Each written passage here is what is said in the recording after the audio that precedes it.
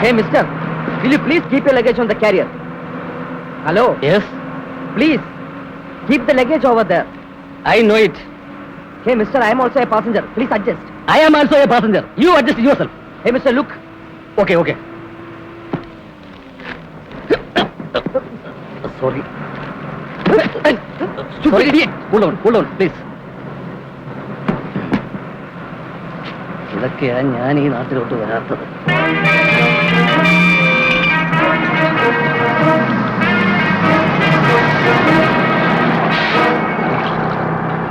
15 minute ചേച്ചി, ചായ പിലോ. ഷാജി മോളെ, നമുക്ക് ചായ കുടിക്കാം. എനിക്ക് വേണ്ട, നിങ്ങൾ പോയി കഴിച്ചോ. വരുന്നോ?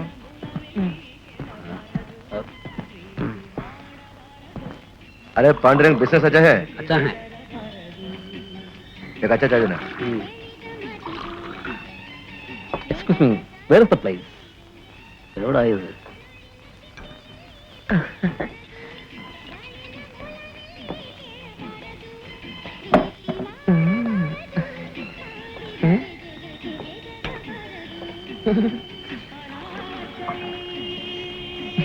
ടീ ബേക്ക? ചായ വേണോന്ന്. ഇവൻ ഒരു ഭാഷ അറിഞ്ഞു. ആ കേരള വാലഹും വാലൊന്നുമല്ല, മലയാളിയാ. അച്ഛാ, ഞാനും ഒരു മലയാളിയാ. കണ്ടപ്പോ തോന്നി വിദേശിയാന്ന്. കണ്ടപ്പോ തോന്നിയല്ലേ? കറക്റ്റാ, വിദേശി തന്നെ, വിദേശ മലയാളിയാ. ഞാൻ ആദ്യമായിട്ടാ ഇത്തരം ഒരു കാളവണ്ടിയിൽ യാത്ര ചെയ്യുന്നത്. ഈ ഫ്ലൈറ്റ് ശീലമാക്കിയതുകൊണ്ട് റോഡ് മാപ്പ് അറിയില്ലേ. എന്തായാലും ഫ്ലൈറ്റ് ക്യാൻസൽ ആയതുകൊണ്ട് നിങ്ങളെയൊക്കെ പരിചയപ്പെടാൻ പറ്റിയല്ലോ. എവിടാ നമ്മുടെ സ്ഥലം? കുറച്ച് തെക്ക. ഓ,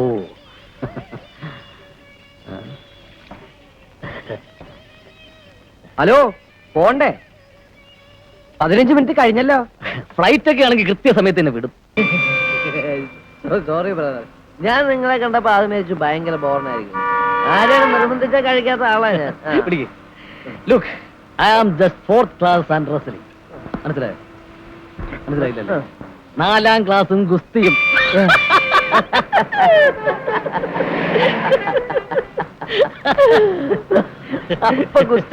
വേണ്ടി വന്ന അതിനും മടിക്കില്ലടോ. ഇതല്ല, ജീവിത ഗുസ്തി. ഐ മീൻ ലൈഫുമായിട്ടുള്ള ഒരു മത്സരത്തം. അതിലായിപ്പോ ഞാൻ. മനസ്സിലായോ?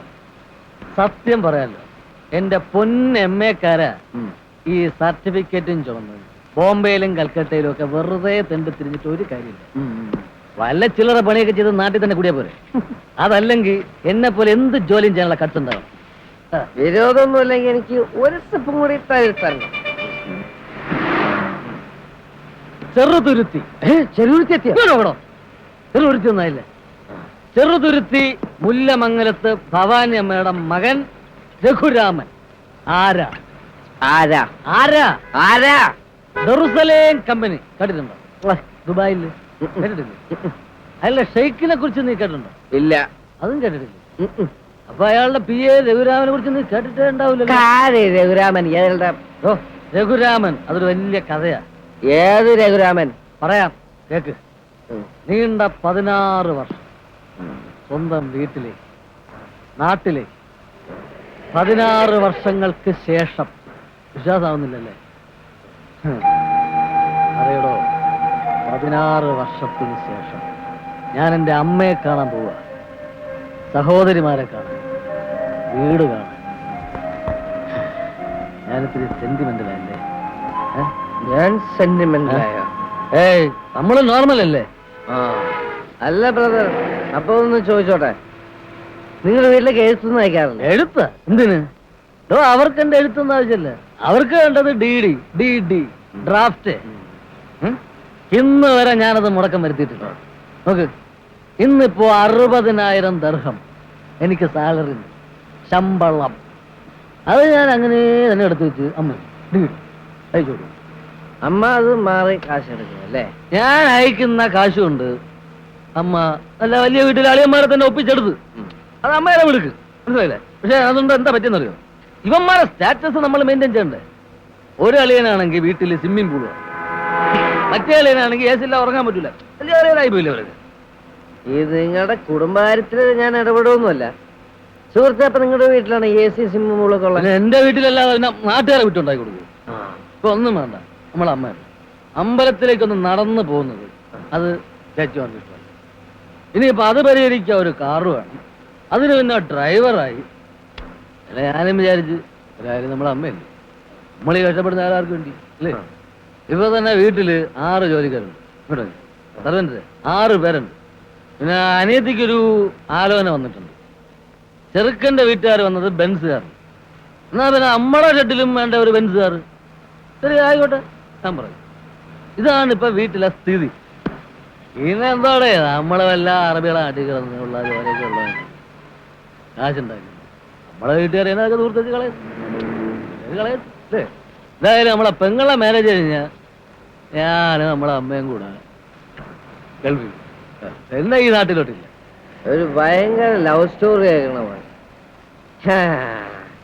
എന്നാലും നീണ്ട 16 വർഷത്തിന് ശേഷം ചെല്ലുമ്പോ ഒരു എക്സൈറ്റ്മെന്റ് ആയിരിക്കും. എന്ത് എക്സൈറ്റ്മെന്റ് ആണോ? പിന്നെ ആകെ ഒരു എക്സൈറ്റ്മെന്റ് ഉണ്ട്. അതായത് എന്റെ വീട്ടുകാര് എന്നെ കാണുമ്പം അന്തം വിടും. അതെന്താ? എന്നെ അവര് തിരിച്ചറിയില്ല.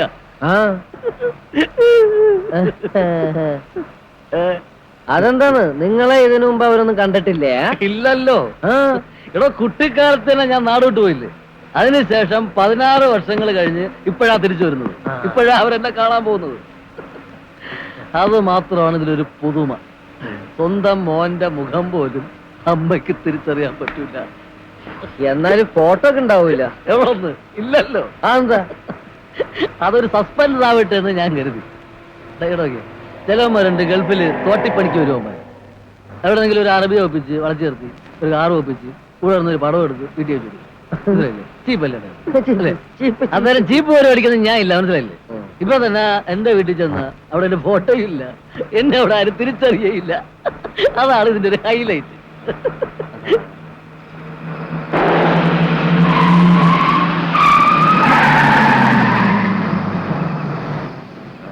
എവിടെ സ്ഥലം? क्या हुआ? टायर पंचर हो गया. പഞ്ചർ ഓകയാ? പഞ്ചറാവാൻ കണ്ടോ?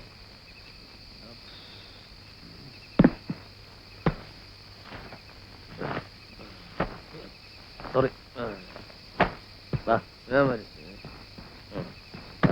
ഊഴിച്ചിറങ്ങ്, ബാലൻസ് പോകുന്നത്. ബാലൻസ് ഒക്കെ പേഴ്സിൽ വെച്ച്. ഏത് ടയറാ പഞ്ചർ ആയത്? ഈ വണ്ടിയുടെ. എന്തായാലും നന്നായി, സന്തോഷമായിട്ട് ഓപ്പൺ എയറിൽ നിന്ന് മൂത്രമൊഴിക്കല്ലോ അല്ലേ? വാ, ഈ ഒന്നൊഴി. ഓ, എന്തൊരാഴം! കാല് തെറ്റിയാ പൊടി പോലും കിട്ടൂല. ഏത് നരകത്!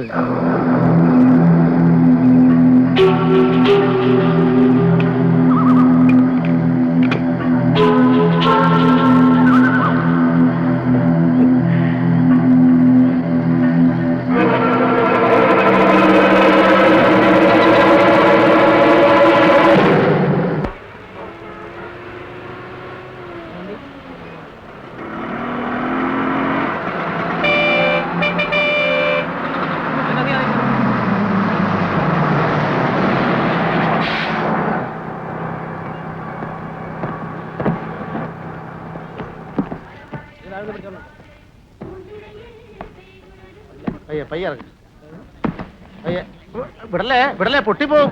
പെട്ടിയല്ലേ പൊട്ടിപ്പോ, അവന്റെ തല പൊട്ടിപ്പോ.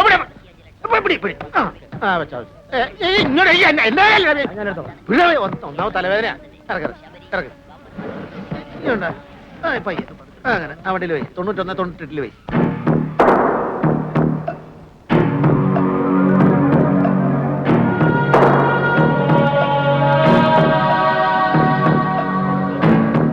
പെട്ടി ഞാൻ വണ്ടിയിൽ വെച്ചിട്ടുണ്ട്.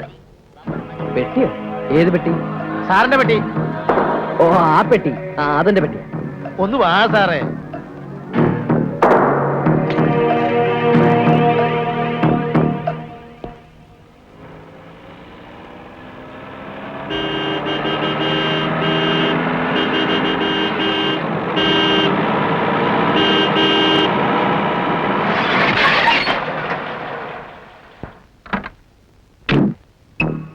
രഘുരാമൻ വന്നേ.